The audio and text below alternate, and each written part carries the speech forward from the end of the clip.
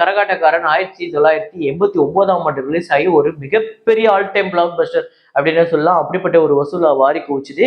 இந்த படம் எக்கச்சக்கமான ரெக்கார்டை வச்சிருக்கு. அதாவது கிட்டத்தட்ட ஒரு 25ல இருந்து 30 தேட்டர் தமிழ்நாட்டுல மட்டுமே இந்த படம் வந்து 100 நாளைக்கு மேல ஓடி இருக்கு. அதை தாண்டி இந்த படம் ஒரு 4 தேட்டர்ல வந்து 400 நாளைக்கு மேலேயும் 7ல இருந்து 8 தேட்டர்ல இந்த படம் வந்து 350 நாளைக்கு மேல, அதாவது ஒரு வருஷத்துக்கு மேல ஓடி இருக்கு. அந்த அளவுக்கு ஒரு மிகப்பெரிய ஓட்டம். பட்டி தொட்டிலாம் ஓடிச்சு. இருக்கிற எல்லா குக்கிராமத்துலலாம் இந்த படம் பெரிய லெவல்ல ஓட்டம் ஓடிச்சு அப்படின்னு சொல்லுவாங்க. அந்த மாதிரி ஒரு மிகப்பெரிய வெற்றி திரைப்படம். வசூல் ரீதியா இந்த படம் அடிச்சு துவம்சம் பண்ணுச்சு.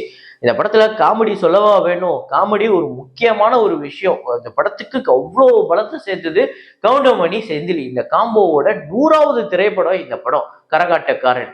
அதாவது காமெடிக்காகவே தனி ட்ராக் எல்லாமே நம்ம இளையராஜா கம்போஸ் பண்ணியிருப்பாரு. அதை தாண்டி ராமராஜன், கனகா எல்லாரோட நடிப்பும் அவ்வளோ கச்சிதமா இருக்கும். நம்ம கங்கை அமரன் அவர்களோட டைரக்ஷன், அந்த ஸ்கிரீன் பிளே இன்னைக்கு பார்த்தா கூட அந்த காமெடியில இருந்து இசையில இருந்து அந்த ஒவ்வொரு சீனுமே அப்படி இருக்கும்.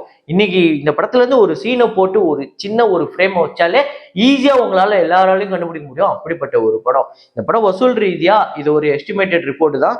பட்ஜெட் வந்து ஒரு 38ல இருந்து 40 லட்சம். பாக்ஸ் ஆபீஸ் 5 கோடியே 10 லட்சம் வந்து கலெக்ட் பண்ணிருக்கு. 2 கோடியே 80 லட்சத்துக்கு மேல ஷேர் வந்திருக்கு. ஆல் டைம் பிளாக் பஸ்டர் அப்படின்னே சொல்லலாம்.